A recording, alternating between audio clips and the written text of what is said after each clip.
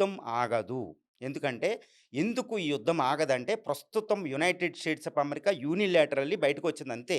ఇటు Iran accept చేయలేదు. Israel accept చేయలేదు. ఇజ్రాయెల్ ఆల్రెడీ దాడులు చేస్తుంది. యెస్ అండి. ఇప్పుడు ఏం జరుగుతుంది అంటే, ఈ యుద్ధం ఆగదు. ఇంకా ఎటువంటి డీలు కుదిరే అవకాశాలు ప్రస్తుతం లేదు. ఎందుకంటే, ఇప్పుడు American president Donald Trump America ప్రతినిధులు చెప్పేదేంటంటే, మేము ము ము ఖైమని ముస్తాబా ఖైమోనీతో కాకుండా ఇరాన్‌లో చాలా పెద్ద లీడర్స్‌తో మేము మాట్లాడాం. డీల్ కుదురుతుంది అని చెప్తున్నారు. కానీ స్పీకర్‌నేమో ఖండించాడు యెస్ గదా! అండి. ఎవరైతే మేము ప్రతినిధి అని చెప్తున్నారో, అదే ఇరానియన్ స్పీకరు క్వెలాపద్ ఏం చెప్తున్నాడంటే, మహమ్మద్ క్వెలాపద్ నేను ఎటువంటి డిస్కషన్ చేయలేదు. అసలు ఇరాన్ అమెరికాతోనే మాట్లాడలేదు.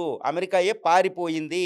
మేము గెలిసినామని ఇరాన్ చెప్తుంది. అంటే ఇరాన్ నాట్ యాక్సెప్టెడ్. అంటే ఇరాన్ యుద్ధం చేస్తూనే ఉంటది. ఇరాన్ ఇప్పటికీ అటాకులు చేస్తూనే ఉంది. గల్ఫ్ కంట్రీస్ మీద, ఇజ్రాయెల్ మీద అటాకులు చేస్తూనే ఉంది అమెరికా బేస్‌లో. హ్మ్. కాబట్టి అమెరికా ఒకటే విత్‌డ్రాల్ అయింది. ఇరాన్ యాక్సెప్ట్ చేయకపోతే యుద్ధం ఎక్కడ ఆగినట్టు? నంబర్ 1. నంబర్ 2 ఏంటంటే, ఇజ్రాయెల్ కూడా ఏమంటుంది? అమెరికా వెనక్కెళ్ళింది. మేము ఇంకా యుద్ధాన్ని విరమించలేదని బెంజమిన్ నెతన్యాహు చెప్తున్నారు. ఇంకా ఇజ్రాయెల్, ఇరాన్ యుద్ధం విరమించకపోతే అక్కడ యుద్ధం ఎక్కడ ఆగినట్టు? కాబట్టి యుద్ధం ఆగలేదు. ఇక మూడో విషయం ఏంటంటే, ఇప్పుడు అమెరికా ప్రతినిధులు ఎవరో విట్కాఫ్, అదేవిధంగా ఈ డొనాల్డ్ ట్రంప్ అల్లుడు జేరెడ్ కుష్నెర్ ఏం చెప్తున్నారు? మేమే డిస్కస్ చేస్తున్నాం. ఒక అద్భుతమైన ఫలప్రదమైన డిస్కషన్స్ అవుతున్నాయి. అది కూడా ఇస్లామాబాద్ పాకిస్తాన్ క్యాపిటల్‌లో జరుగుతున్నాయి అన్నట్టు చెప్తున్నారు. కానీ కాబూల్ నుంచి అమెరికా ప్రతినిధులు వీళ్ళేం చెప్తున్నారు? ఇలాంటి ఫలప్రదంగా జరిగినాయి అన్నట్టు చెప్తున్నారు కానీ ఎక్కడా కూడా జరిగినట్టు లేదు.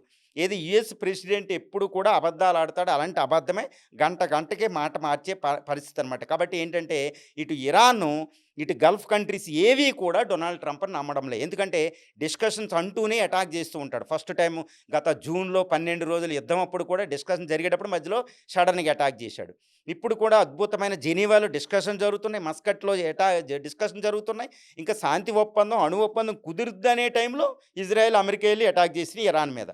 కాబట్టి ఇదేంటంటే ఈ ట్రంప్ ఏంటంటే ఒక రకంగా ఒక వ్యూహాన్ని అవలంబిస్తాడు. దాన్ని ట్రోజాన్ హార్స్ అని అయితే కూడా పిలవచ్చు. హుహు. మనకి ఎల్లైడ్ అండ్ ఒడిస్సీలో మనకేంటంటే ఆ గ్రీక్స్ ట్రాయ్ మీద అటాక్ చేస్తారన్నమాట. ఒక పెద్ద జంతువుని తయారు చేసి అందులో సైనికులను లోపల పంపిస్తారు. ఏదో శాంతి ఒప్పందం పేరు చెప్పి.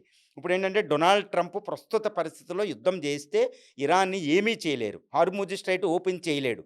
ఇరాన్ ప్రతిఘటన శక్తి అలాగే ఉంది. కాబట్టి తన బలాన్ని మళ్ళీ కూడగట్టుకొని వెయిట్ చేసి మళ్ళీ సడన్ అటాక్ చేయడానికే అమెరికా అధ్యక్షుడు చేస్తాడు అని ఇరాన్ నమ్ముతుంది.